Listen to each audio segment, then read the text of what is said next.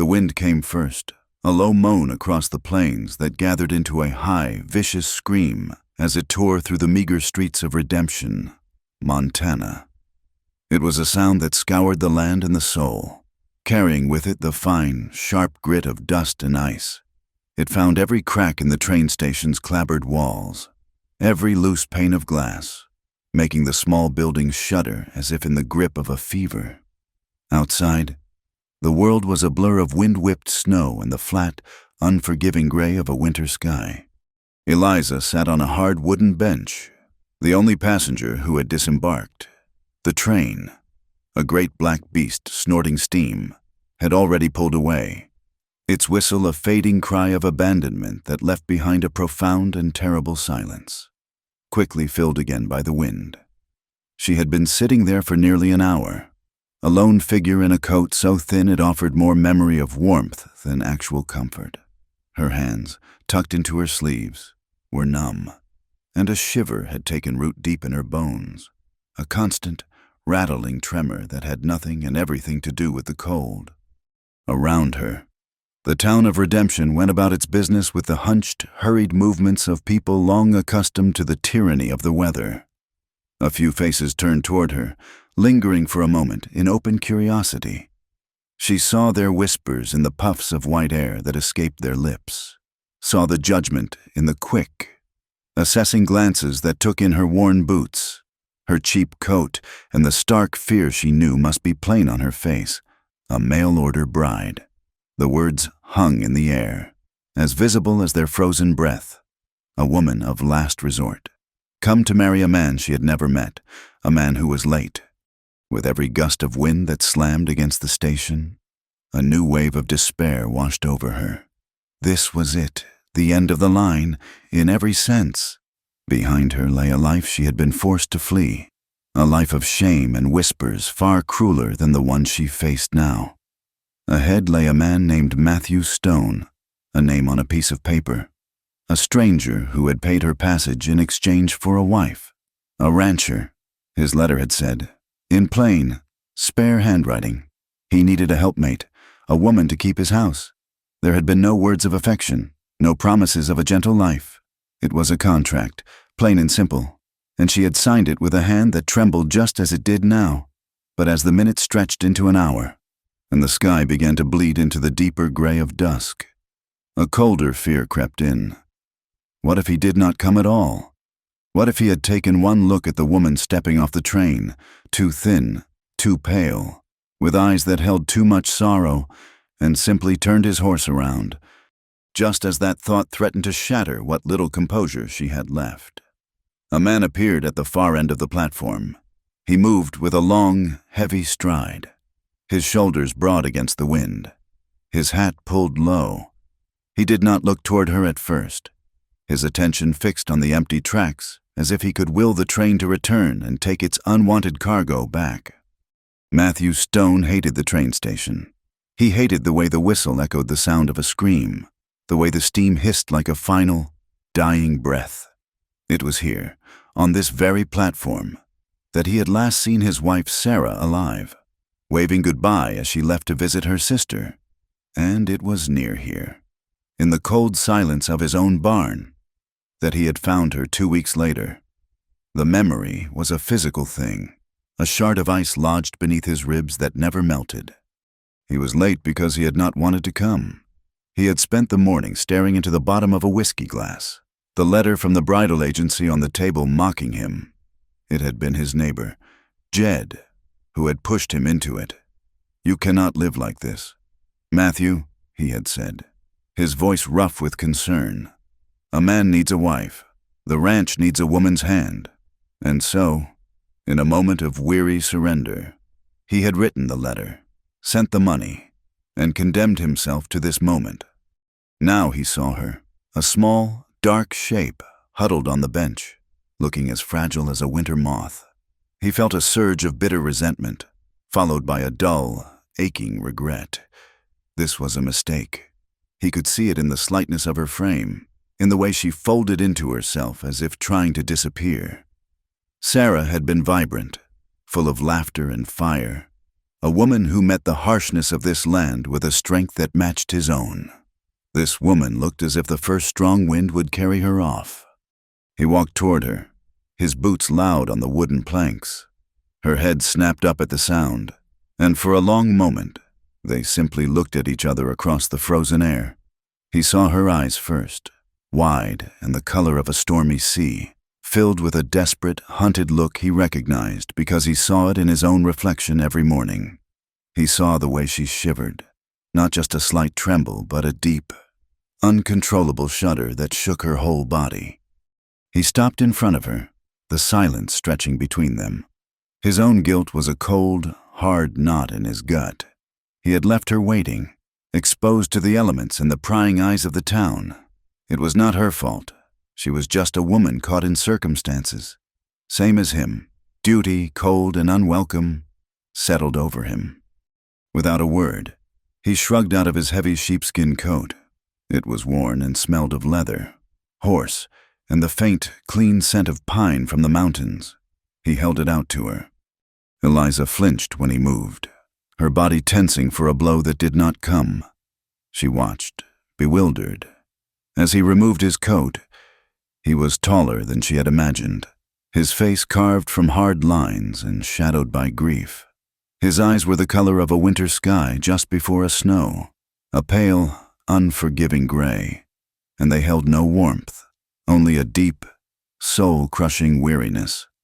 He looked at her not as a prospective bride, but as a problem to be solved, a piece of unwelcome freight to be collected. When he offered the coat, she did not move. It was such an unexpected gesture that she could not process it.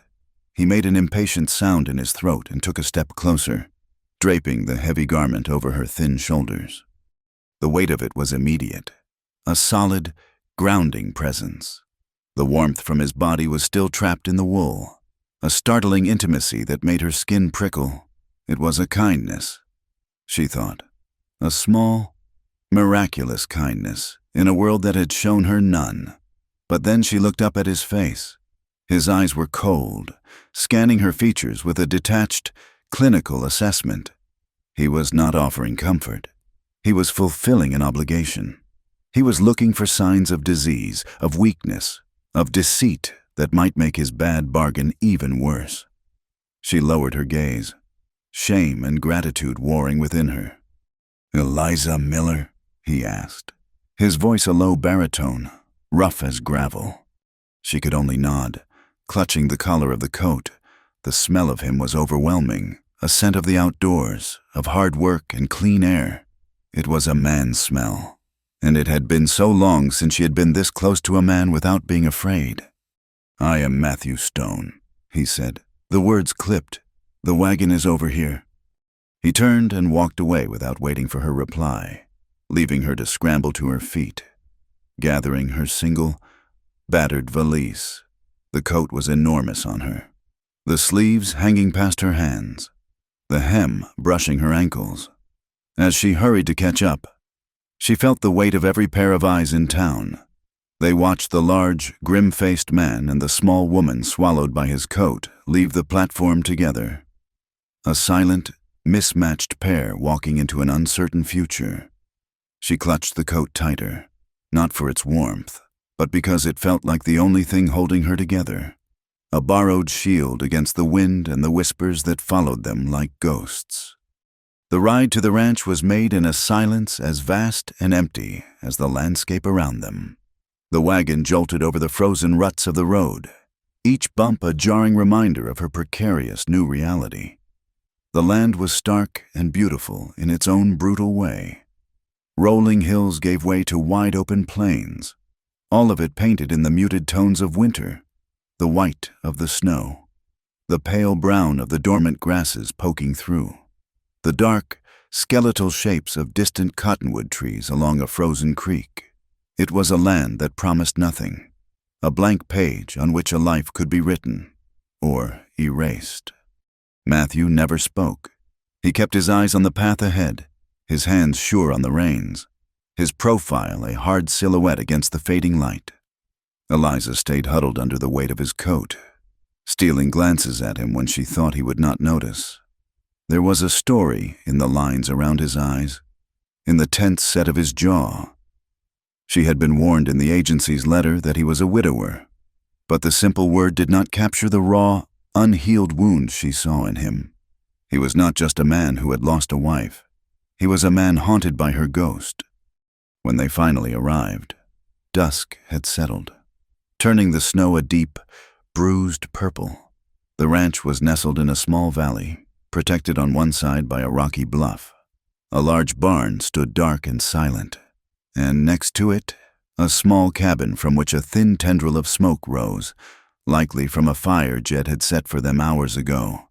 There were corrals, fences, and the sturdy, functional outbuildings of a working ranch, but it all felt empty, devoid of life.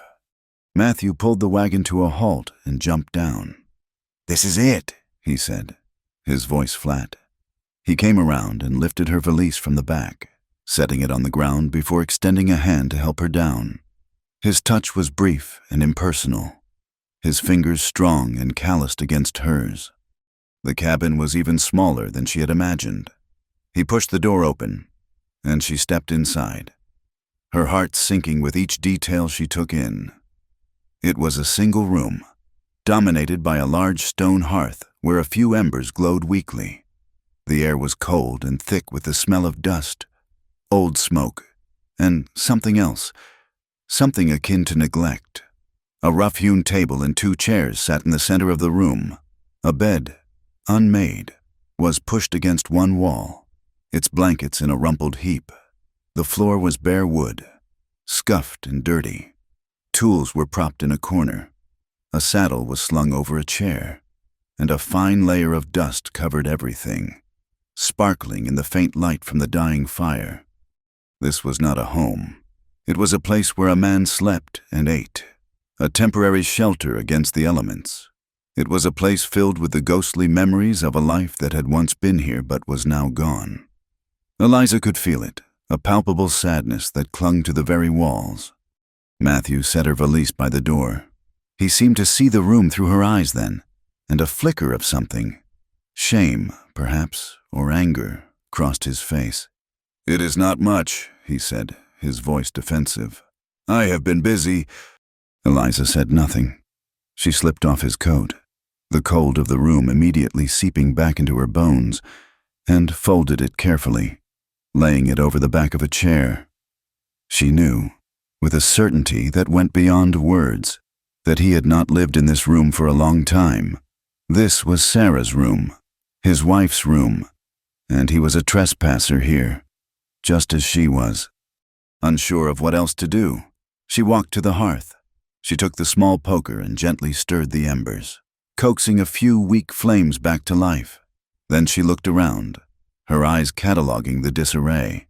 Without a word, she picked up a dirty plate from the table and carried it to a wash basin in the corner. She found a bar of lye soap and a rag, and she began to clean. She worked quietly, methodically. It was a way to keep her hands busy, to keep the rising tide of panic at bay. She was creating a small island of order in the chaos, a tiny space where she could breathe. She swept the floor, wiped the dust from the table, and straightened the books on a small shelf. She felt his eyes on her the entire time, a heavy, silent scrutiny. He did not help, nor did he stop her. He just stood by the door, a dark, unmoving sentinel in his own home. When she was done, the room was transformed. Though still spare and rough, it was clean, it was organized. It was a space that could, perhaps, one day become a home. She turned to face him, her hands clasped in front of her, waiting. The silence in the room was deafening.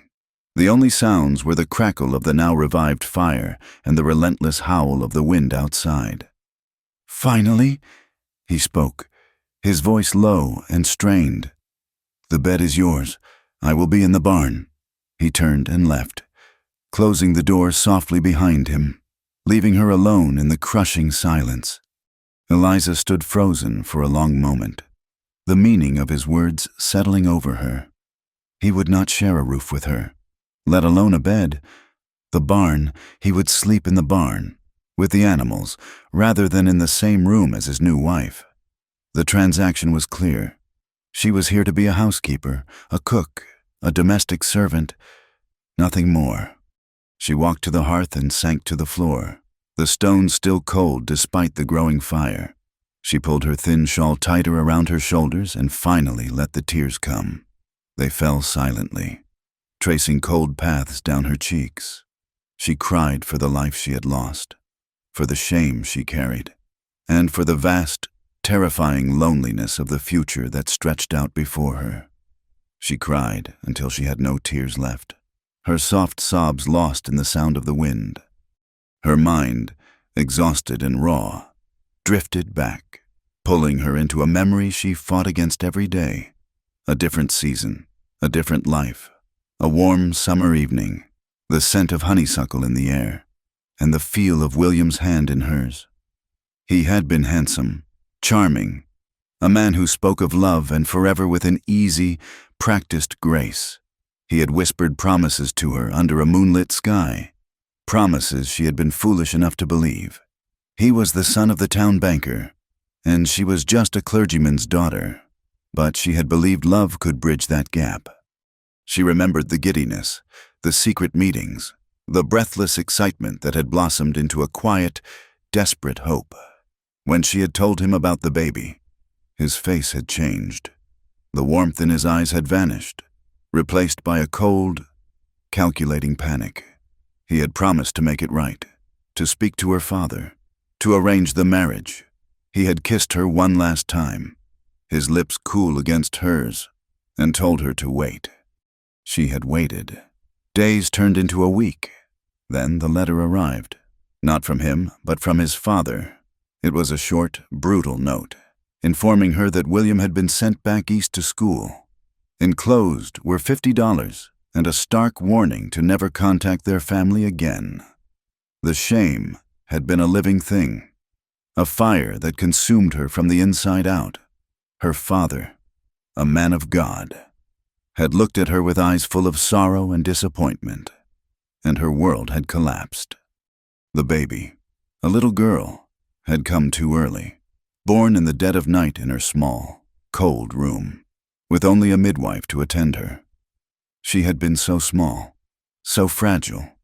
Eliza had held her for only a few precious hours, her tiny chest rising and falling like a captured bird's. And then she was gone. They had buried her in a small, unmarked grave at the edge of the churchyard. No one spoke of it. It was a secret to be buried, just like her child, ruined, childless, and a pariah in her own town. She had seen the advertisement from the bridal agency as her only escape, a new life, a new name, a place where no one knew her past. But as she sat shivering by the cold hearth in Matthew Stone's cabin, she wondered if she had not just exchanged one prison for another. The next morning, she forced herself to rise, her body stiff from sleeping on the hard floor. The cabin was freezing. Matthew was nowhere to be seen, but a stack of freshly chopped wood sat by the door. Another duty performed, another silent, impersonal gesture. She needed supplies, and the only place to get them was in town. Steeling herself, she put on her coat, her own thin coat, not his, and walked the 2 miles to Redemption. The town looked different in the clear, cold light of day. It was a collection of rough, unpainted buildings huddled together for warmth, a temporary outpost against the vast wilderness. The general store was a cluttered, warm space that smelled of coffee, cured meat, and pipe tobacco. A few women were gathered around the pot-bellied stove, their conversations stopping the moment she entered. Eliza kept her eyes down, gathering the flour, salt, and beans she needed. As she paid the storekeeper, a woman with a kind, wrinkled face and weary eyes approached her. "You are the new Mrs. Stone," the woman said. It was not a question. "I am," Eliza replied, her voice barely a whisper. The woman's eyes softened with something that looked like pity. "I am Martha Gable," she said. "My husband passed 2 winters ago." She glanced at the other women, who were now openly staring. and lowered her voice. "This is a hard place for a woman, child, especially a woman alone, and a mail-order bride. Well, folks have their opinions." She paused, her gaze direct and serious. "Matthew Stone is a good man, but he is broken. Do not expect much from him. And be careful. Out here, a woman is only as valuable as the work she can do or the sons she can bear. They are easily discarded. You just be sure to hold your own." The warning, though kindly meant, chilled Eliza more than the walk to town had. She thanked Mrs. Gable and left quickly, the weight of the town's judgment heavy on her shoulders. She was an outsider, a replacement, a woman who was easily discarded. When she returned to the ranch, she saw Matthew by the corral, breaking a young colt. He moved with a quiet, confident grace, his body a tense line of muscle and control as he worked with the wild, beautiful animal. He did not seem to notice her arrival. He was completely absorbed in his work, a man at home in this world of silence and raw, untamed nature. From the cabin window, she watched him for the rest of the afternoon. She saw the patience in his hands, the deep weariness in his posture when he thought no one was looking. He was a man locked in a prison of his own grief. She saw his fragile beauty, a man who could be gentle with a frightened horse but could not bring himself to speak a kind word to his new wife. He was as wild and haunted as the land itself. As the sun began to set, casting long, blue shadows across the snow, the truth of her situation settled in. It was a triangle of tension, sharp and cold. There was the harsh, unforgiving land that demanded constant struggle for survival. There was the bitter, relentless cold that seeped into everything, a physical manifestation of the chill in their hearts. And between them, there was the vast, silent distance of two strangers bound together by desperation, haunted by their own separate ghosts. Love had no place here. She was not even sure survival did. There was only the cold, the silence, and the land, and she was trapped between them all. The days settled into a rhythm of silence, a language spoken in deeds rather than words. Their lives were two parallel lines that ran beside each other but never seemed to touch. Yet, slowly, imperceptibly, the space between those lines began to narrow. Matthew never spoke of it, but the change was there, written in small, practical kindnesses. One morning, Eliza awoke to find the great stone fireplace, which had always leaked smoke, had been resealed with fresh mortar, the stones solid and tight. The draft that had chilled her nights was gone. The woodpile beside the door, which she had been diligently stocking, was suddenly always full, the logs chopped finer than her own efforts, ready for the hearth. Sometimes, after returning from a long ride checking his fences, he would leave a small offering on the porch, a snared rabbit, a string of fish from the half-frozen creek, or a handful of hardy winter greens he had found growing in a sheltered ravine. He would leave them there and retreat to the barn, never waiting for thanks, never acknowledging the gift. It was the way a man might care for a skittish animal he was trying to gentle, with offerings and a respectful distance. Eliza, in turn, answered in her own silent tongue. She took the rough burlap sacks that had served as window coverings and replaced them with simple curtains sewn from a bolt of pale muslin she had bought in town. They softened the harsh light and gave the cabin a semblance of grace it had lacked. The small act of domesticity felt like a bold claim, a declaration that she intended to make this place a home, and she half expected him to tear them down. But he said nothing, though she saw his eyes linger on them for a moment when he came in for his supper, a flicker of surprise in their gray depths. Her hands, always needing to be busy, found the small mending basket Sarah had left behind. Inside, beneath worn thread and polished needles, she found a half-finished ball of coarse wool. She spent her evenings by the fire, the click-clack of her knitting needles a soft, rhythmic counterpoint to the howling of the wind. A week later, a pair of thick, warm mittens sat on the table next to his plate when he came in from the cold. He stopped when he saw them, his hands, red and raw from the cold, hanging at his sides. He looked at the mittens, then at her, a complicated, unreadable expression on his face. He did not thank her, but the next morning, when he rode out, he was wearing them. The sight sent a small, treacherous flutter of hope through her chest, a feeling she immediately tried to suppress. Hope was a dangerous thing. It was the first step toward heartbreak. Their fragile peace, built on a foundation of unspoken gestures, was shattered one Tuesday night. Matthew had gone into town for supplies, a trip he usually made during the day. But the sun had set, and the moon had risen high in the ink-black sky, and he had not returned. Eliza found herself pacing the small cabin, a knot of anxiety tightening in her stomach. She told herself it was only concern for her own precarious situation. If something happened to him, she would be utterly alone, but it was more than that. The thought of him hurt or in trouble sent a sharp, specific fear through her. Just past midnight, she heard the heavy tread of his horse outside. The cabin door swung open, and he stumbled in, a dark shape silhouetted against the moonlight, the air filled with the sharp, sour smell of whiskey and something else, something coppery and metallic. He leaned heavily against the doorframe, and in the flickering firelight, she saw that his face was a ruin. His left eye was swollen and beginning to purple, and a long, deep cut on his cheek was weeping blood, the dark trail stark against his pale skin. "Mr. Stone!" she gasped, rushing forward. He flinched away from her touch, his pride a wall between them. "It is nothing," he rasped, his voice thick. "Go to bed." But she would not be dismissed. "You are bleeding. Sit down." Her voice held a note of authority that surprised them both. For a moment, they stood in a standoff, his stubborn pride warring with her quiet determination. Finally, with a low groan, he gave in, slumping into a chair at the table. She moved quickly, her fear giving way to a focused calm.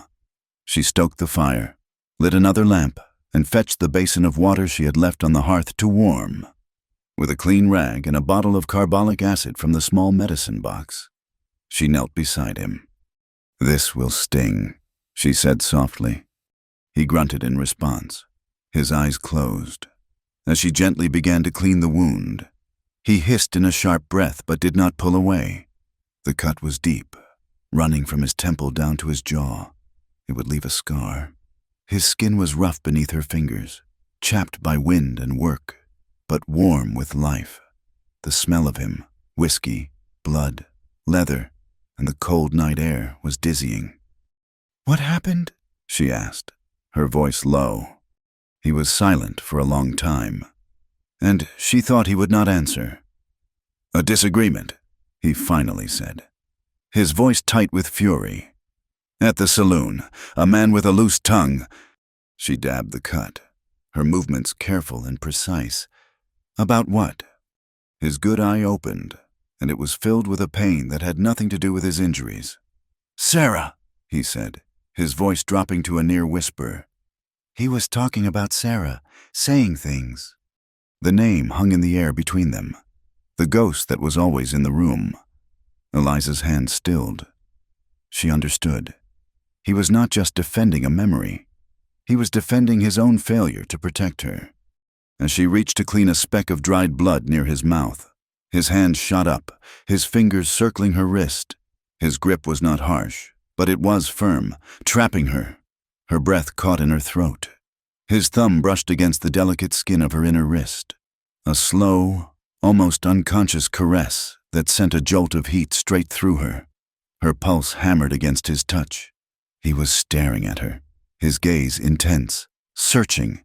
In the depths of his eyes, she saw not just pain and anger, but a flicker of something else, something raw and hungry that both terrified and intrigued her. The space between them crackled with a tension that was new and dangerous. It was the first time he had looked at her as a woman, and the first time she had looked at him as a man. The moment stretched, taut and fragile. Before he seemed to realize what he was doing, he released her wrist as if her skin had burned him, his gaze dropping to the floor. "I am sorry," he muttered.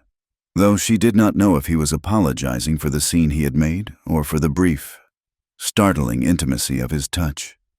She finished tending to the wound in silence, her hands trembling slightly. When she was done, she stood up and moved away, putting the safe distance of the hearth between them once more. Neither of them spoke of it again, but the memory of his touch, of that charged, breathless moment, lingered in the air, a secret they now shared. In town, the whispers that had followed Eliza from the train station grew louder, feeding on the saloon brawl. They twisted the story, painting Matthew as a man crazed with grief, or worse, a man quick to violence who had brought a strange woman into his dead wife's home.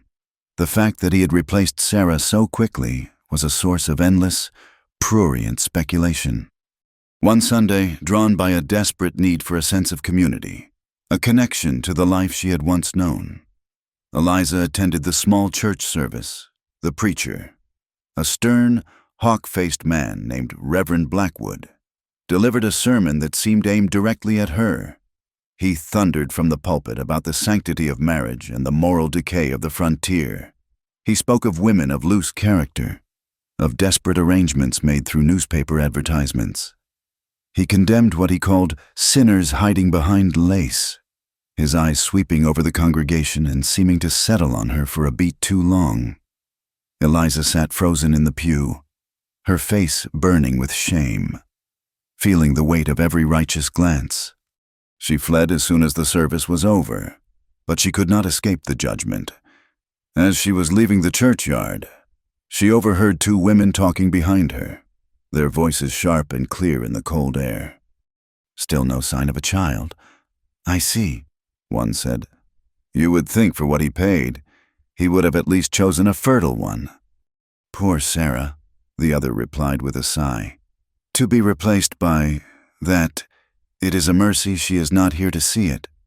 The words were like stones, each one striking a deep, hidden bruise. Childless, fertile. The casual cruelty of it stole the air from her lungs. She hurried away, her vision blurred by tears she refused to let fall. From that day on, she avoided the town altogether, sending Matthew with a list when supplies were needed. The ranch became her entire world, a sanctuary and a prison. Matthew felt the town's disapproval like a brand on his skin, but he ignored it with a stoic indifference he did not feel. His inner turmoil was far greater. The night Eliza had tended to his wound had broken something open inside him. He had felt the softness of her skin, smelled the clean, faint scent of lavender soap that always clung to her, and it had awakened a deep, primal longing he had thought long dead. He wanted her. The admission was a betrayal, a sacrilege against Sarah's memory. He slept in the barn, the cold hay a poor substitute for a bed, but he welcomed the discomfort. It was a penance. Even there, he found no peace. His dreams were a battleground. Some nights, he dreamed of Eliza, of her stormy eyes and the quiet grace of her hands. He would dream of pulling her close, of feeling her warmth against him, and would wake in the cold darkness of the barn, aching with a desire that felt like a sin. Other nights, the old nightmare returned, the one that always left him slick with sweat and shaking with a terror that was all too real. It was always the same. He was walking toward the barn, the air thick with the coming of a storm. The barn door was slightly ajar, swinging on a broken hinge. Inside, it was unnaturally quiet. The smell was the first thing that hit him, the familiar scent of hay and horses, mixed with the sickeningly sweet, metallic smell of fresh blood and fear. And then he would see her, Sarah, lying in the hay, her beautiful dress torn, her face a mask of terror, her vacant eyes staring at something he could not see. He would fall to his knees, a scream clawing at his throat, but no sound would come out. He was always too late. He always failed to save her. He would wake up gasping for air, the phantom scream still trapped in his chest. The guilt was a physical weight, threatening to crush him. How could he desire another woman when he had failed so profoundly to protect the wife he had sworn to cherish? The struggle raged within him for weeks, his mood swinging from grim silence to a raw, irritable anger. He saw the confusion and hurt in Eliza's eyes, but did not know how to explain the war being waged inside his own soul. One night, after a particularly vicious nightmare, he could not bear the solitude of the barn. He found himself walking back to the cabin, driven by a need he did not understand. He pushed the door open to find Eliza sitting by the fire, mending one of his shirts, her face serene in the soft glow. She looked up, startled, her eyes wide. He did not know what he was going to say, but the words, long buried, began to pour out of him, his voice rough with emotion. "They talk about her in town," he began, his voice barely a whisper. "Like they knew her. They did not—" Eliza put down her sewing, her full attention on him. She did not speak, but her silence was an invitation, a safe space for his pain. He walked to the hearth and stared into the flames, his back to her. "They think I do not grieve, that I replaced her." He let out a harsh, bitter laugh. "She cannot be replaced." He finally turned to face her, his eyes hollowed out by memory. "They told you she died. They did not tell you how—" He saw her brace herself, her hands gripping the arms of her chair. "It was not an illness. It was not an accident."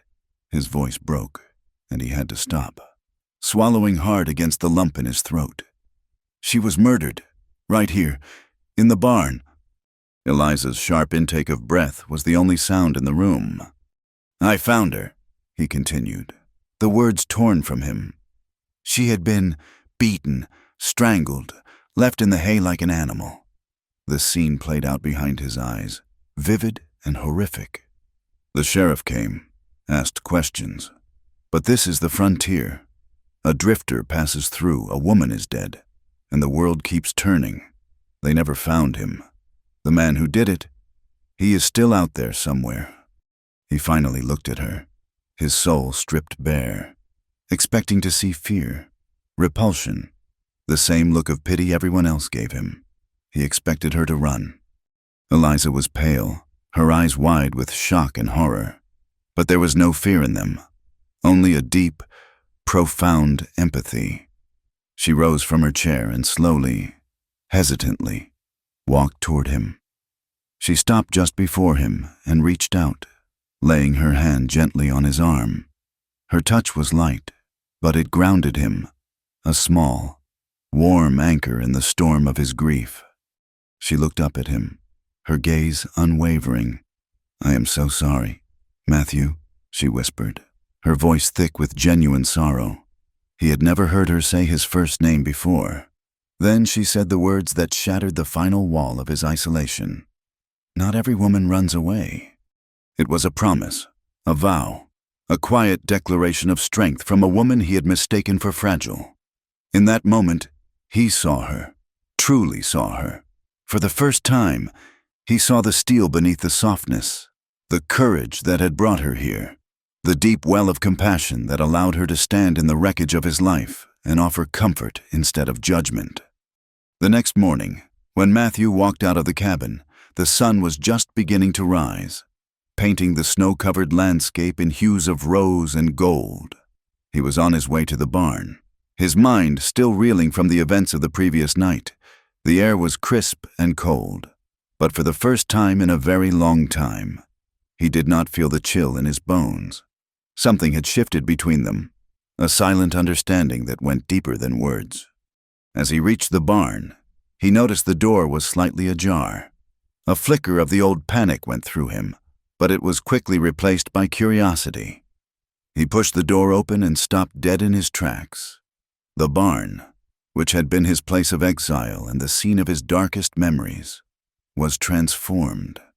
The chaotic mess of tools, ropes, and leather had been organized, hung neatly on the walls. The dusty, hay-strewn floor had been swept clean. The air, which had always felt heavy and stagnant with grief, smelled fresh and clean. On a small workbench near the entrance, a place he often used for mending harnesses, sat a freshly baked loaf of bread, still warm, wrapped in a clean linen cloth. It was a simple offering, a quiet act of profound grace. Eliza had walked into the heart of his pain, the very place where his life had been destroyed. And she had not run. She had stayed, and she had cleaned it. She had brought light and order into his darkness. He picked up the loaf of bread, the warmth seeping into his cold hands, and knew, with a certainty that settled deep in his soul, that nothing would ever be the same. The sky began to change 3 days after he told her about Sarah. It was a subtle shift at first, a darkening of the horizon to a bruised slate gray, and a strange, heavy stillness in the air. The wind, for the first time in weeks, fell silent. The silence was more menacing than the howl had ever been. Matthew, his eyes scanning the unnatural sky, worked with a grim urgency, securing the barn, checking the livestock, and hauling in enough wood to last a siege.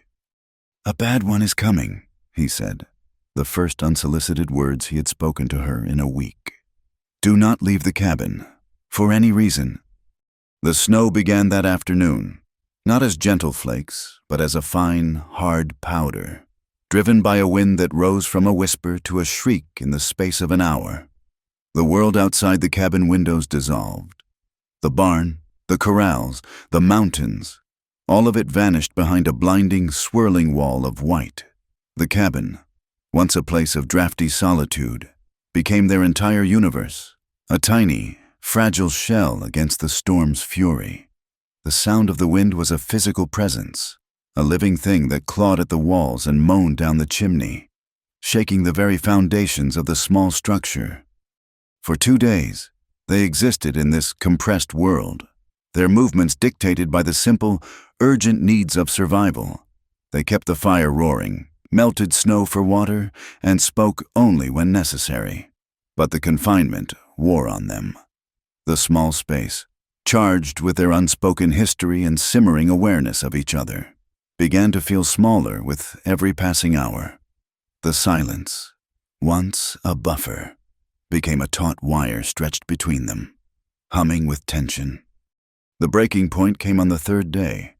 The storm was at its peak, a blizzard of such ferocity that it seemed the world was coming to an end. Eliza, needing to feel useful, had decided to venture to the small root cellar, its entrance just a few feet from the cabin door, to fetch more potatoes. She was pulling on her coat when Matthew's voice, sharp and commanding, cut through the room. "What do you think you are doing?" "We need more potatoes," she said simply, not looking at him. "I will go." "You are mending that harness. I can do it. It is only a few steps." He was on his feet in an instant, crossing the room to stand in front of her, blocking her path. "I told you not to leave this cabin. A person can get lost in 5 feet of this. You do not know this land. You do not know a storm like this." His words, meant to protect, struck her like a condemnation. They were another reminder of her otherness, her uselessness, her status as a fragile piece of cargo he had been saddled with. The resentment that had been simmering beneath her gratitude for days finally boiled over. "And you think I am so helpless I cannot walk to a root cellar?" she shot back, her voice trembling with a fury that shocked her. "Do you think I am a porcelain doll to be kept on a shelf? I have survived more than a little snow. Mr. Stone." "This is not a little snow," he growled, his face dark with frustration.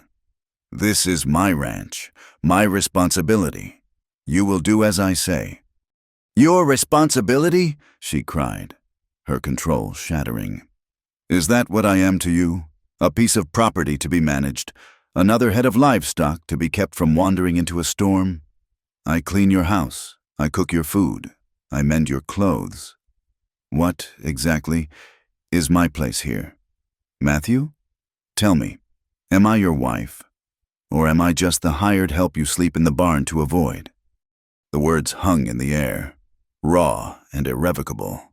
His face went pale, the scar on his cheek standing out in stark relief. He looked as though she had struck him. The anger in his eyes was replaced by a deep, hollow pain. "That is not," he started, his voice a low rasp. You do not understand." "Then make me understand," she insisted, stepping closer, her fear of him completely gone, burned away by the heat of her anger. "Stop treating me like a ghost. I am here. I am flesh and blood, and I will not be made to feel like I am nothing." He stared down at her, his chest rising and falling with ragged breaths. The space between them was electric, charged with all the unspoken words, all the pent-up longing and grief and frustration of the past weeks. And then he moved. It was not a gentle motion. He closed the distance between them in a single step, his hands coming up to grip her shoulders. "You are not nothing," he said, his voice thick and raw. And he kissed her. It was a collision, a desperate, angry claiming. His lips were hard against hers, tasting of coffee and frustration and a sorrow so deep it felt like it could swallow them both. It was not a kiss of affection. It was a kiss of desperation, a raw, physical admission of a truth too complicated for words. For a moment, she resisted, her body stiff with shock, but then something inside her broke. The anger, the loneliness, the fear, it all collapsed into a single, aching need. Her hands came up, her fingers tangling in his thick, dark hair, and she kissed him back with all the pent-up hunger of her own starved soul. The anger bled away as quickly as it had come, leaving something tender and aching in its place. The pressure of his lips softened. His hands moved from her shoulders, one sliding down her back to pull her flush against him, the other coming up to gently cup her jaw, his thumb stroking her cheek. The kiss deepened, changing from a battle into a slow, questioning exploration. It was a rediscovery of a forgotten language, a language of touch and warmth and solace. When they finally broke apart, they were both breathless, their foreheads resting against each other. That night, the storm still raged outside, but inside the cabin, a profound quiet had fallen. They ate their supper in silence, but it was a different kind of silence now, filled not with tension, but with a fragile, shimmering awareness. After they had eaten, he did not retreat to the barn. He stayed, sitting in his chair by the fire, watching her. When she finally rose, her body weary, her heart hammering against her ribs, and turned toward the bed, he stood as well. He walked over to her, his movements slow, deliberate. He stopped in front of her and simply looked at her, his gray eyes asking a question for which there were no words. She gave him his answer with a small, almost imperceptible nod. He reached out and gently brushed a stray strand of hair from her cheek, his calloused fingers surprisingly gentle. He led her to the bed that had been Sarah's, the bed that had been a monument to his grief. He undressed her slowly, reverently, his eyes never leaving hers. And then he undressed himself. In the flickering firelight, she saw the map of his life written on his body, the scars from work and fights, the taut lines of muscle, the deep, abiding weariness in his posture. He was not a prince from a storybook. He was a man made of hard miles and heartache. And she, in turn, felt his gaze on her own body, not with judgment or lust, but with a kind of tender awe. Their coming together was as hesitant and emotional as their kiss had been fierce. It was a slow, gentle exploration, a rediscovery of the body not as a source of pain or shame, but of solace. It was two broken halves making a fragile whole, finding a temporary healing in the warmth of each other's arms. For Eliza, it was the first time a man had touched her with anything other than selfish desire or cold obligation. For Matthew, it was an act of letting go, of allowing another to enter the fortress of his grief. Afterward, they lay tangled in the blankets, the sound of the wind a distant lullaby. Eliza felt a sense of peace so profound it was almost painful. She was drifting toward sleep when she felt a tremor run through the body beside her. Then she heard it, a low, choked sound. She rose up on one elbow. In the dim light, she saw that Matthew had his back to her, his broad shoulders shaking. He was weeping. The sounds were torn from him, the harsh, ragged sobs of a man who had not allowed himself to cry in a very, very long time. The spell was broken. The fragile peace was shattered by the raw, undeniable power of his grief. He was not just weeping for the release, for the intimacy. He was weeping for Sarah, for his betrayal of her memory, for the guilt that was now inextricably tangled with the new, fragile hope Eliza represented. A younger, more foolish Eliza might have been hurt. She might have demanded to know why, might have seen his tears as a rejection of her, but she was not that woman anymore. She had her own ghosts, her own deep wells of sorrow. She understood that the heart was a complicated, messy thing. She understood that love and grief often sleep side by side. Without a word, she moved closer, wrapping her arms around him from behind, pressing her cheek against his back. She held him, her small body a shield against the ghosts that haunted him. She did not offer empty words of comfort. She just held him, lending him her strength, her silence a testament to her understanding. She held him as he wept for his dead wife, and she held him until the first pale light of dawn broke through the receding storm, promising a new and infinitely more complicated day. In the aftermath of the storm, both inside and out, things changed. Matthew was more affectionate, in his own quiet, reserved way, a hand on the small of her back as he passed her in the cabin, sharing his first cup of coffee with her in the morning, their shoulders brushing as they looked out at the new, white world. He moved his things in from the barn, a silent admission that the cabin was now their home, not just his shrine, but with this new intimacy came a restless energy. He began to ride out more often, not just to check fences, but to visit neighboring ranches, to spend time in town. His ears open, he was chasing whispers, following the cold trail of a drifter someone had seen near his land 2 years ago. A man who fit the vague description of a suspect the sheriff had long since given up on. His grief had found a new, sharper edge, vengeance. While he hunted for ghosts, Eliza began to put down roots. She claimed a small patch of earth near the cabin, and as the snow melted and the ground thawed, she planted herbs, rosemary, thyme, chamomile, seeds she had carefully carried with her from the east. She learned to ride, first on an old, gentle mare, and then on a more spirited filly, her fear giving way to a sense of freedom she had never known. The few ranch hands Matthew employed, leathery men who had at first looked at her with suspicion, began to accept her. They saw her strength, her quiet competence, and they started to greet her with a respectful tip of the hat, even a rare, shy smile. She was no longer just the mail-order bride. She was becoming the rancher's wife. Their fragile new life, however, was not built in a vacuum. Redemption was a small town, and their affairs were public property. It was not long before they attracted the attention of Silas Tilson. Tilson was the wealthiest rancher in the valley, a man who had built his empire on ruthlessness and intimidation.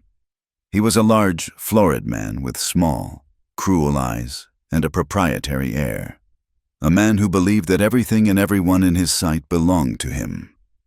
He had disliked Matthew for years, jealous of the respect Stone commanded despite his smaller holdings, and he saw Eliza as a new, interesting prize. He chose the general store, the most public of stages, to make his move.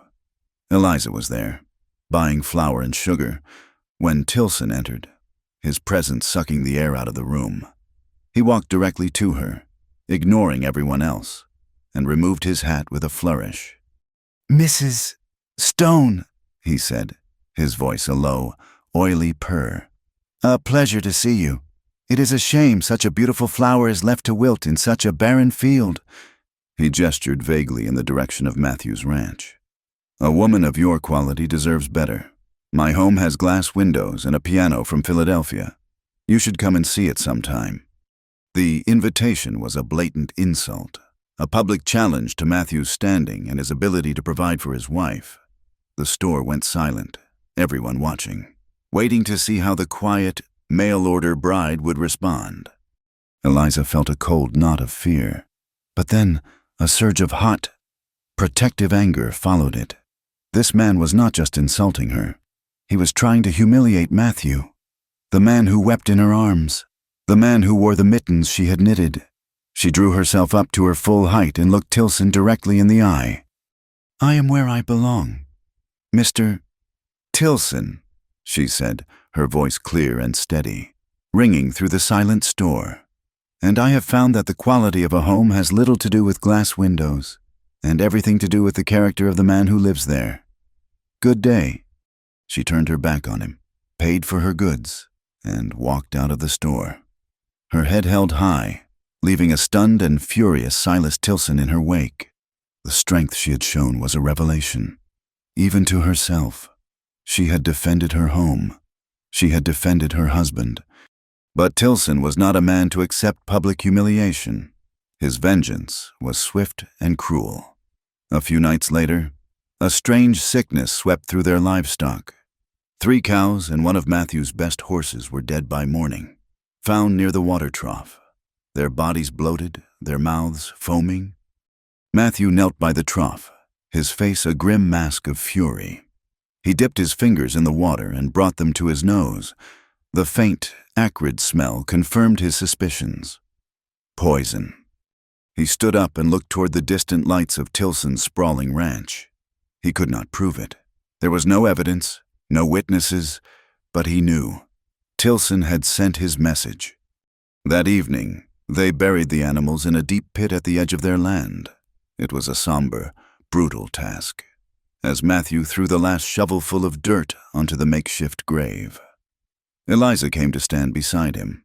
The loss was a devastating blow, a direct attack on their livelihood, on the future they were so tentatively trying to build. He thought she might cry, that she might finally break under the strain of this harsh, unforgiving life. Instead, she wrapped her arm through his, her small hand gripping his forearm with a surprising strength. Her face was pale in the fading light, but her eyes were filled with a cold, hard fire he had never seen before. Their bond, forged in hesitant intimacy and shared sorrow, was now being sealed in something new, something harder, shared fury. She looked from the fresh grave to the distant lights of Tilson's ranch, and she whispered, her voice a low, fierce promise of the fight to come. "They want us gone." Silas Tilson's first strike had been against their animals. His second was against their name. It came in the form of an official visit from Judge Miller, a man whose piety was a cloak for his cruelty, and whose loyalty to Tilson was the worst-kept secret in the county. He arrived one morning in a black buggy, his face a mask of solemn duty, claiming he was there to conduct a property inspection for the territorial tax rolls. It was a lie so thin it was transparent. Matthew met him on the porch, his body a rigid wall of distrust. "My taxes are paid. Judge." "All the same." "Mr. Stone," the judge said, his eyes flicking past Matthew to the interior of the cabin. "The territory requires a full accounting, structures, improvements, assets. It is a simple matter of procedure." He stepped past Matthew into the cabin before an invitation could be offered, bringing a sour smell of mothballs and false piety into the clean, simple room. Eliza, who had been kneading bread at the table, wiped her hands on her apron and stood a little straighter. The judge's eyes swept over her, a cold, assessing gaze that made her skin crawl. He was not looking at assets. He was looking for sin. He peered into the small pantry, noted the single bed with a sanctimonious sniff, and ran a finger along a bookshelf as if searching for dust or heresy. "A modest dwelling," he commented, his tone dripping with condescension. "Barely suitable for one, let alone a family." He let the word hang in the air, a deliberate, poisoned dart aimed at her childlessness, at their unconventional union. The good people of Redemption are a godly community. Mr. Stone, they look upon unnatural arrangements with a certain concern. Matthew's hand balled into a fist at his side. "My arrangement with my wife is my business," he said, his voice a low growl. The judge gave a thin, bloodless smile. "But the morality of the community is mine. Son, the good book is very clear on the nature of such unions. Born of desperation and anonymity, they can be an abomination." Before Matthew could erupt, Eliza stepped forward. She moved with a quiet, unhurried grace that immediately commanded the room. All the fear, all the shame this man's presence was meant to provoke in her, had instead solidified into a cold, hard diamond of resolve. "Judge Miller," she began, her voice calm and clear, "as you are a student of the good book, you must recall the 30th chapter of Proverbs, which speaks of a virtuous woman. She looks well to the ways of her household and does not eat the bread of idleness. As you can see, the pantry is stocked, the fire is warm, and my husband's home is in good order." The judge was so taken aback by her speaking that he was momentarily speechless. He stared at her, this mail-order bride, this supposed sinner, quoting scripture at him as if she were in the pulpit. She was not finished. She took another step closer, her gaze direct and unwavering. "You speak of the concerns of the community and of your duty to judge its morality, but I find myself thinking of the words of our Lord himself in the book of Matthew, Chapter 7. "Judge not, that ye be not judged. For with what judgment ye judge, ye shall be judged. And with what measure ye mete, it shall be measured to you again." She paused, letting the words settle in the thick silence. "Now, unless you would like to inspect the quality of my bread dough for signs of moral decay, I believe your tax assessment is complete." A dull, red flush crept up the judge's neck. He was a bully, accustomed to cowering townsfolk, not a quiet woman who could wield scripture with the precision of a surgeon's scalpel. He looked from Eliza's implacable face to Matthew's barely concealed fury and saw that he had lost. He had come expecting to find shame and had found strength instead. He gave a curt, angry nod, turned on his heel without another word, and stalked out of the cabin, leaving the scent of his hypocrisy lingering behind him. Matthew stared at Eliza, a look of profound shock and dawning admiration on his face. He had seen her as quiet, as resilient, as kind. He had never seen this woman, this warrior who could fell a man with nothing but her voice and her convictions. He took a step toward her, to say something, anything, but he could see the rigid control she was exerting over herself. The confrontation had cost her dearly. That night, the dam of her composure finally broke. They sat by the fire, the encounter with the judge an unspoken weight between them. The words he had used, abomination, unnatural, desperate, had scraped open her oldest, deepest wound. She began to tremble, a fine, uncontrollable shudder that had nothing to do with the cold. "Eliza," Matthew asked, his voice soft with concern. The story spilled out of her then, a torrent of grief and shame she had held back for so long. She told him everything, about William, the banker's son, and his easy promises, about the shame of being left pregnant and alone, and she told him about the baby. "She was a girl," Eliza whispered, her voice a broken thing, tears streaming down her face. "She was so small. I only held her for a few hours. I did not even have the right to give her a name." Her body was racked with sobs, the agonizing cries of a mother who had never been allowed to mourn. They buried her in an unmarked grave by the back fence of the churchyard, as if she was a secret, a sin to be hidden in the earth. She looked up at him, her eyes pleading for an understanding she had never received. That is what the judge saw when he looked at me. That is what they all see. A ruined woman, a sinner who buried her own child. Matthew's heart broke for her. All this time, he had been so consumed by his own grief. He had never truly considered the weight of hers. He had seen her as a woman fleeing a vague misfortune, not as a mother grieving a lost child. He moved from his chair and knelt before her, gathering her into his arms, pulling her head against his chest. He held her tightly as she cried, stroking her hair, absorbing the shudders that ran through her body. He did not offer empty platitudes or easy reassurances. He simply held her, offering his presence as a shield.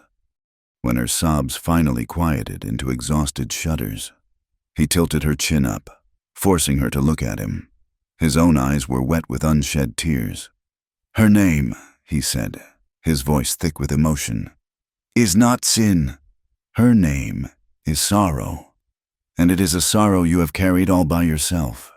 He pulled her closer, his voice a fierce, unbreakable vow whispered against her hair. "You will never carry sorrow alone again." That promise changed everything. It was a deeper vow than any preacher could have elicited. Later that night, driven by a need to escape the confines of the cabin, the ghosts of Sarah and the memory of the judge, he led her outside. The sky was a vast canopy of brilliant, diamond-hard stars. The air so cold and clear it felt like a new world. He laid out wolf hides on the frozen ground near the shelter of the bluff, and there, beneath the silent, watchful eyes of the mountains, they made love. It was not a desperate healing act like the first time. This was different. It was a claiming, a celebration of two souls who had finally found each other in the wilderness, stripped of their pasts, bound only by the truths they had shared. It was a passionate, elemental act, as wild and honest as the land around them. The peace they found under the stars was short-lived. A week later, a writer from the county seat delivered an official notice. Silas Tilson had filed a formal complaint to have Matthew's land declared forfeit. The complaint cited two reasons: unpaid debts to the general store, which Matthew knew to be false, and moral unfitness, citing the irregular and ungodly nature of his marriage. A complaint Judge Miller was only too happy to validate. It was a brazen, legal land grab, cloaked in the thinnest veneer of law and morality. "He is trying to choke us out," Matthew said, crumpling the notice in his fist. "If the judge rules the debt is valid, he will put a lien on the ranch. Tilson will buy it for pennies on the dollar." "But the debt is not real," Eliza insisted. "We can prove it. We have the receipts from the storekeeper." "A storekeeper Tilson can bribe or threaten into silence," Matthew countered bitterly. "This is not about facts, Eliza. It is about power." But she would not be deterred. For the next several days, they turned the cabin upside down, searching for every scrap of paper, every ledger, every receipt that could serve as proof of their solvency. It was while they were poring over one of Matthew's father's old ranching ledgers that they found it. Tucked between the brittle, yellowed pages was a small, tied bundle of letters. The handwriting was feminine, elegant, and instantly recognizable to Matthew. It was Sarah's. The letters were addressed to her sister back east.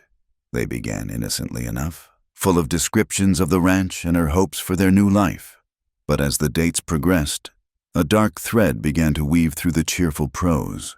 She wrote of their neighbor, Mr. Tilson, a man she described as overbearing and unpleasant. Then the mentions became more frequent and more fearful. "He makes me uncomfortable." One letter read, "He has a way of looking at me." Matthew is not here to see it. He stops by when he knows Matthew is out on the range, always with some excuse about a stray calf or a question about a fence line. Last week he offered to buy this valley from Matthew, and when Matthew refused, he laughed and said there were other ways to get what he wanted. The final letter was dated just 3 days before her murder. Her handwriting was shaky, hurried. "I am frightened. Tilson was here again today. He said that this land was too good for a man like Matthew, and that a woman like me should not have to live in such a rough place. He said he would take care of everything." There was a look in his eyes, a coldness that terrified me. "I have not told Matthew. He has a temper, and I fear what he would do. I am leaving to visit you tomorrow. I will be safe there. I just need to get away from his eyes." Matthew read the last line, and a low, guttural sound of pure agony escaped his lips. He finally understood. She had not been leaving to simply visit. She had been fleeing. She had been running from Tilson, and he, lost in his own world, had not seen it, The guilt was a physical blow, knocking the wind out of him. He killed her, Eliza whispered, her face ashen. He wanted the land, and he wanted her. When he could not have either, We have to take these to the sheriff, she said, her voice rising with righteous fury. This changes everything. This is proof. Matthew took the letters from her hand, his face a grim, unreadable mask. Proof of what? He said, his voice flat and dead. That Tilson is a vile man. We knew that. These letters show he threatened her. They show motive, but they do not place a weapon in his hand. The sheriff is a weak man. Tilson owns him, just like he owns the judge. He looked at her, his eyes filled with a weary, bitter knowledge of the world they lived in. He is more powerful than the law out here. Before Eliza could argue, they were interrupted by the frantic pounding of boots on the porch. It was Jed, their oldest ranch hand, his face pale with terror. Matthew, you need to come, now. It is Thomas. They followed him at a run, their hearts pounding with a nameless dread. He led them not to the bunkhouse, but to the lone, ancient cottonwood tree that stood at the edge of their property, its branches stark against the evening sky. And there, hanging from one of the thickest limbs, was the body of young Thomas, the boy who had only started working for them a month ago. A crudely made rope was knotted around his neck. His boots dangled a foot above the ground, swinging slightly in the evening breeze, his body a horrifying pendulum marking the time left on their lives. It was not a robbery, it was not a fight, it was a message, as clear and brutal as a brand on the skin. This is what happens to people who stand with Matthew Stone. This is what happens to people who get in the way of Silas Tilson. Eliza let out a strangled cry, burying her face in Matthew's shoulder.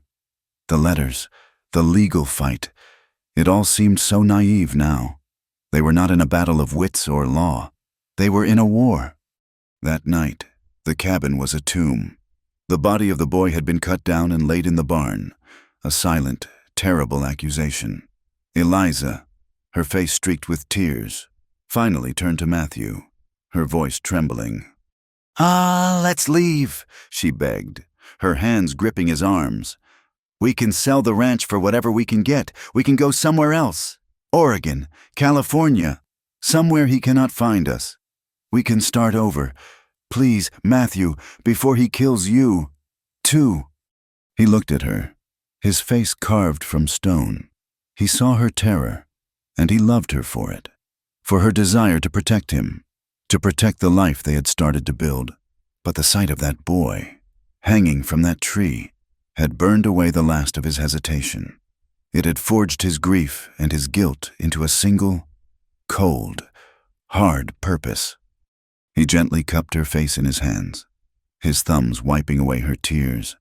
I cannot run. Eliza, he said, his voice low and steady, filled with a terrible resolve. I spent 2 years running from what happened in that barn. I am not running anymore. He looked past her, his gaze fixed on the dark land outside the window, the land that held the graves of his wife, his animals, and his ranch hand. This land took everything from me, he whispered, his voice raw with a pain that went beyond grief. I will not give it to him too. Matthew's refusal to run was not an end to the conversation, but the beginning of a new one. The terror Eliza had felt did not vanish, but it transmuted, hardening in the fire of his resolve into something cold, sharp, and purposeful. She had begged him to flee to protect him.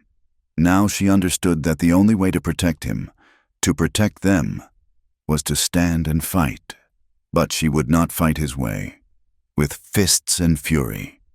She would fight her way, with ink and whispers. She started the next day. Her weapon was one of Matthew's old ledgers, its pages clean and empty. Her ammunition was the truth. She began with their own story, documenting the death of their animals, the hanging of young Thomas, and the fraudulent legal claim filed by Tilson. She wrote with the clear, precise hand of a clergyman's daughter, her prose stripped of emotion, leaving only a brutal catalog of facts. Then she began to walk, Not into town, but to the outlying homesteads, the small, struggling farms and ranches that existed in the shadow of Tilson's vast empire. Her first visit was to Martha Gable. The widow listened, her kind face grim, as Eliza laid out her plan.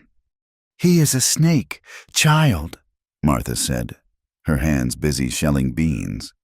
"and he has been biting the people in this valley for 20 years. You are not the first to suffer his venom." "Then tell me about the others," Eliza said, her pen poised over the ledger. And Martha did.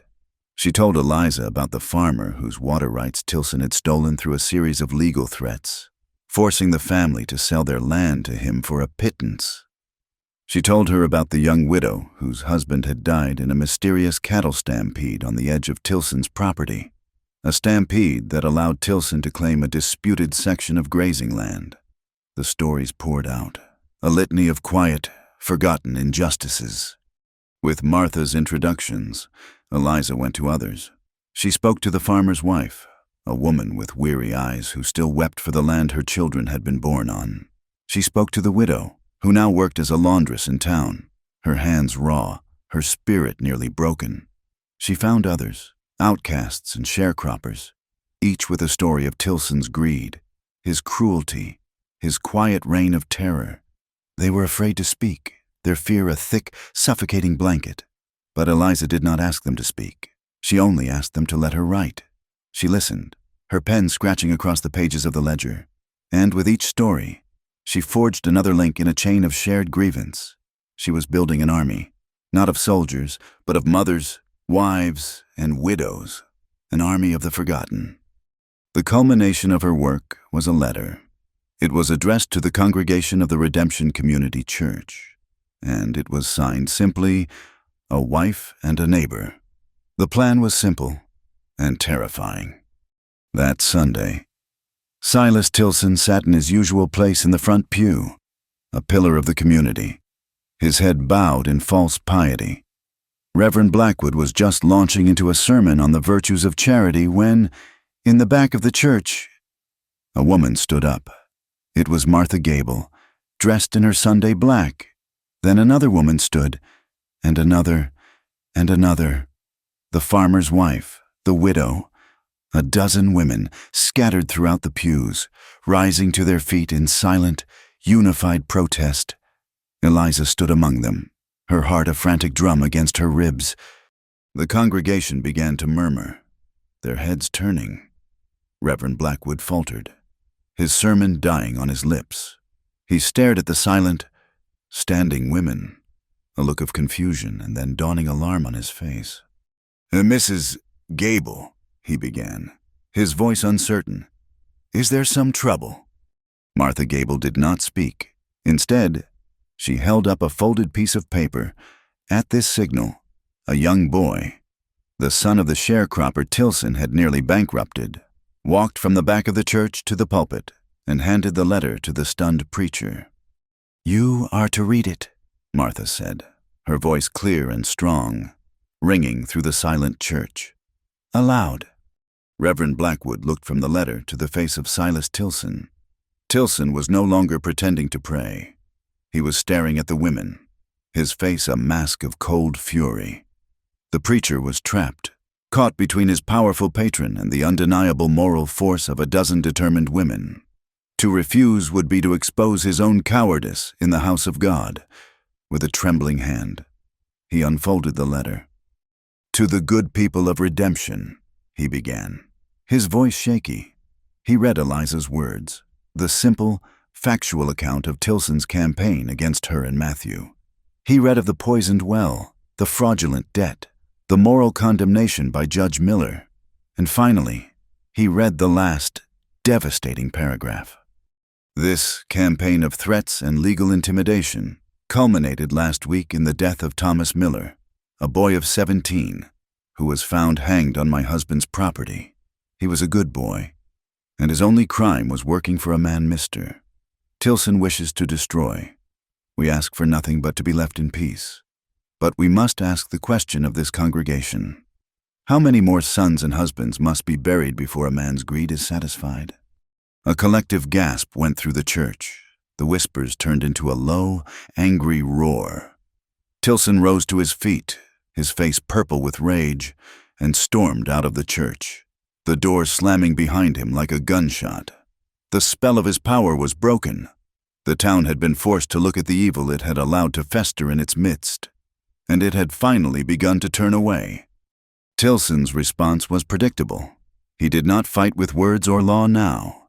He fought with violence. 3 nights later, Matthew and Eliza were riding home from a visit to Jed's homestead, the moon a pale sliver in a cloudy sky. They were on a lonely stretch of road, bordered by thick woods. When the attack came, 4 masked men on horseback burst from the trees, their figures dark and menacing. It was an ambush, swift and brutal. One man grabbed Eliza's reins, while the others swarmed Matthew. He fought back with a cold fury, his fists a blur, but he was outnumbered. A heavy club caught him on the side of the head, and he staggered in the saddle. Another blow struck his arm, and Eliza heard the sickening crack of bone. He slumped forward, held on his horse only by the hands that grabbed at him. Terror, cold and absolute, seized Eliza, but then she saw the glint of a knife in one of the men's hands as he moved toward Matthew. The terror was burned away by a white-hot rage. In the saddlebag, her hand found the cold, heavy weight of the small pistol Matthew had insisted she carry. She had never fired a gun in her life. With a strangled cry, she pulled it free, aimed at the dark shape of the man closest to Matthew, closed her eyes, and pulled the trigger. The explosion was deafening. The gun bucked in her hand, and a man screamed, a high, sharp cry of pain. He clutched at his leg, toppling from his horse. The other attackers, stunned by the unexpected resistance, hesitated. It was the only opening Matthew needed. Despite his injuries, he roared like a wounded animal and launched himself at the man holding his reins, sending them both tumbling to the ground. The remaining 2 attackers, their nerve broken, spurred their horses and vanished back into the woods. Eliza scrambled from her horse and ran to Matthew's side. He was getting to his feet, his left arm hanging at an unnatural angle, his face a mask of pain and fury. The man on the ground, the one she had shot, was groaning, trying to pull the mask from his face. Matthew strode over and ripped it off. In the pale moonlight, they stared down at the face of Caleb Tilson, Silas's 19-year-old son, his face contorted in pain and fear. The sheriff, a portly, hesitant man named Abernathy, could not ignore it this time. The public humiliation at the church, followed by a public ambush with the attacker's own son caught red-handed, was too much. Shamed by the shifting tide of public opinion, he finally agreed to hold a trial. Caleb Tilson was arrested, and a warrant was issued for his father. The day before the trial, Silas Tilson came to the ranch. He did not come with masked men, but with a lawyer from the city. Matthew met him on the porch, Eliza standing just inside the cabin door, the pistol now a familiar weight in her apron pocket. "This has gone far enough. Stone," Tilson said, dispensing with any pretense of civility. "My boy made a mistake. He was drunk. Let's not ruin his life over a misunderstanding." He gestured to the lawyer, who opened a leather satchel. "Drop the charges. I will forgive all your supposed debts. I will even give you $1,000 in gold to expand your holdings. Take the deal. It is more than you deserve." Matthew looked at the bag, then at Tilson's arrogant face. He thought of Sarah's terrified letters. He thought of young Thomas, hanging from the cottonwood tree. He thought of his own broken arm, now in a tight sling. He shook his head slowly. "There is not enough gold in the world. Tilson," he said, his voice quiet, but filled with the unbending certainty of a man who had already lost everything that mattered. "I would rather lose my ranch than my soul." Tilson's face hardened into a mask of hatred. "You will regret this," he spat, before turning and leaving. That night, Eliza tended to Matthew's wounds again. The doctor had set his arm, but his head wound needed cleaning, and his body was a canvas of deep, purple bruises. The scene was an echo of the first time she had cared for him after the saloon brawl. But everything was different. Then, they had been two strangers, their touch hesitant. Now, they were partners, their touches familiar, intimate, freighted with all they had survived. As she carefully stitched the cut on his head by the light of a single candle, their hands brushed. He captured her hand in his good one, his thumb stroking her knuckles. "You saved my life, Eliza," he said, his voice low and raw. "You saved mine first," she whispered back, "the day you gave me your coat." In the quiet, flickering light, surrounded by the smell of carbolic acid and the ever-present threat of violence, they spoke their vows. They were not the words of a preacher or a judge. They were real words, spoken from the heart, under candlelight and bloodied bandages. "I will stand with you," he said, "until the end." "And I with you," she answered, her eyes shining with tears. "Always." The trial began 2 days later. The small courthouse was packed, the air thick with anticipation. The women Eliza had organized were there, a silent, formidable block of black-clad witnesses, one by one. They took the stand. The widow told of the cattle stampede. The farmer's wife, her voice trembling but clear, told of the stolen water rights. Martha Gable told of years of threats and intimidation. A current of outrage began to flow through the courtroom, as the town was forced to confront the true nature of the man they had allowed to rule them for so long. Eliza took the stand and read from Sarah's letters, her voice never wavering. She told of the ambush, of seeing Caleb Tilson's face in the moonlight. She was calm, factual, and utterly convincing. During the midday recess, as Matthew and Eliza were leaving the courthouse, the chaos erupted. A shot rang out, the sound unnaturally loud in the sudden silence. Eliza saw the puff of smoke from a second-story window across the street. She saw the glint of a rifle barrel. She saw Tilson's hired man, a man known for his violent temper, taking aim for a second shot at Matthew. There was no time to think. She acted on pure, protective instinct. With a cry, she threw herself in front of Matthew, pushing him back. A searing, white-hot pain tore through her shoulder. The force of the impact sent them both tumbling to the dusty ground. For a moment, there was a stunned silence. Then the street erupted into chaos. The townspeople, who had been listening to testimony of Tilson's evil, had now witnessed it firsthand. A group of men, led by Jed, stormed the building across the street, dragging the shooter down. The sheriff, his face pale, finally looked at Silas Tilson not with fear, but with disgust. As the dust settled, Matthew knelt beside Eliza, his face a mask of terror and anguish. "Eliza, no!" She looked up at him, her vision blurring, a weak smile on her lips. "Not every woman runs away," she whispered, before the darkness claimed her. The town finally, irrevocably, turned its back on Silas Tilson.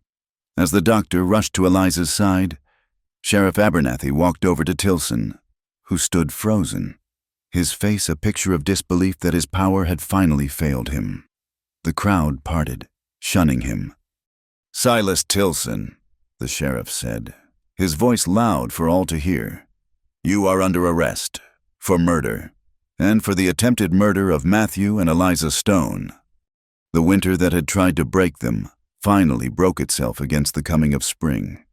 The snow receded, surrendering the land back to the sun, and the plains answered with an explosion of life.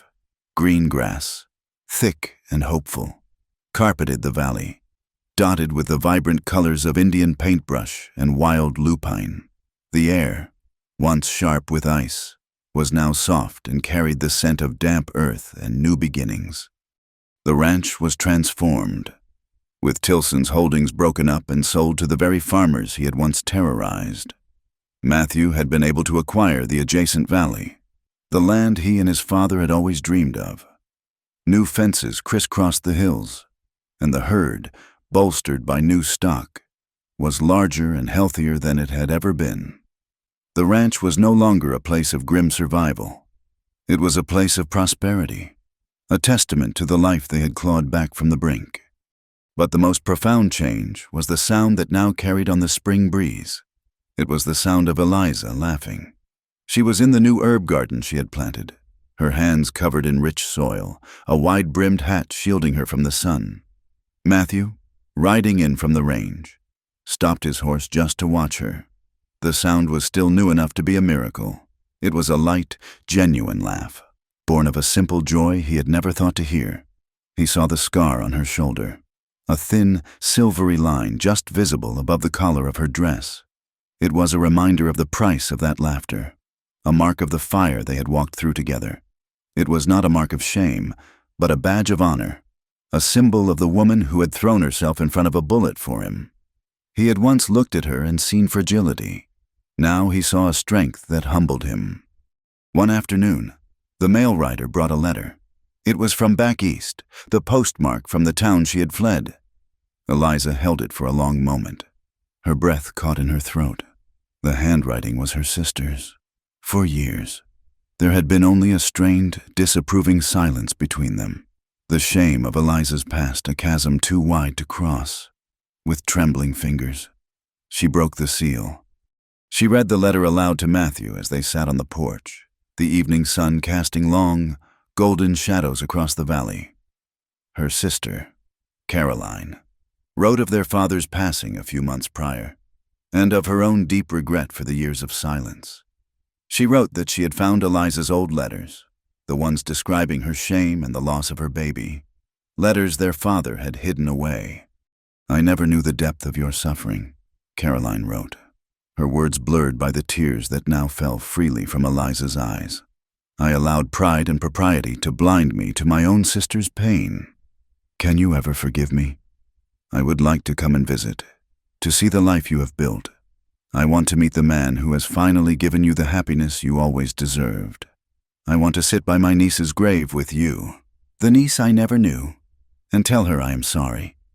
When she finished reading, Eliza was crying softly, not with the heartbroken sobs of her past, but with the quiet, cleansing tears of release. Matthew said nothing, but his good arm came around her, pulling her close, a solid, comforting presence. The last broken piece of her past was being mended. The letter was more than an invitation. It was a welcome home, a final, unequivocal absolution. A few days later, on a warm Sunday morning, Matthew took her hand and led her to the small, fenced-off plot on a hill overlooking the ranch.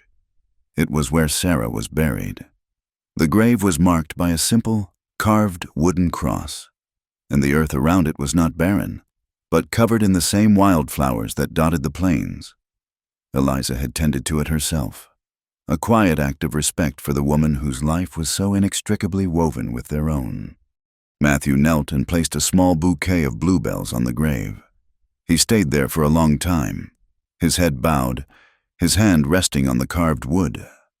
Eliza stood a respectful distance away, giving him the space for his private grief. When he finally looked up, his eyes were clear, not with the haunted sorrow she had first seen in them, but with a deep, peaceful acceptance. He looked from the grave to Eliza, a slow, sad smile touching his lips. "I used to come up here and talk to her," he said, his voice quiet.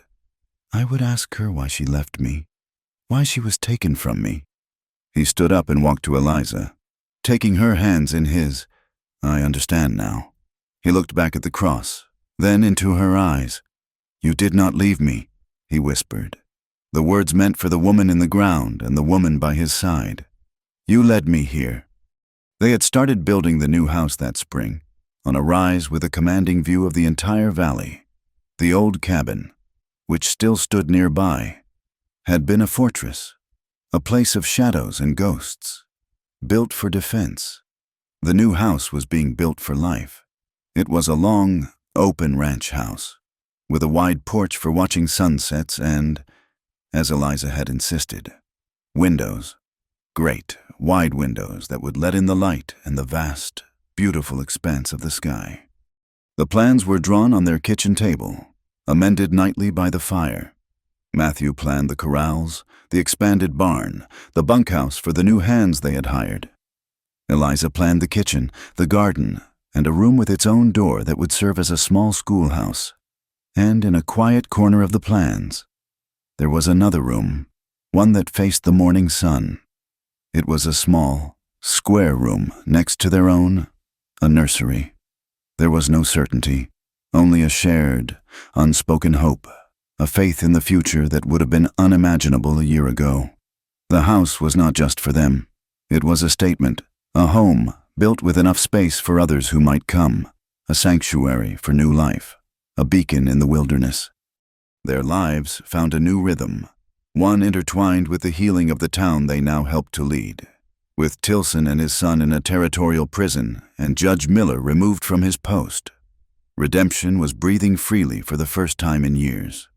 A new sheriff, a young, honest man from Bozeman, had taken over, and he often sought out Matthew's counsel.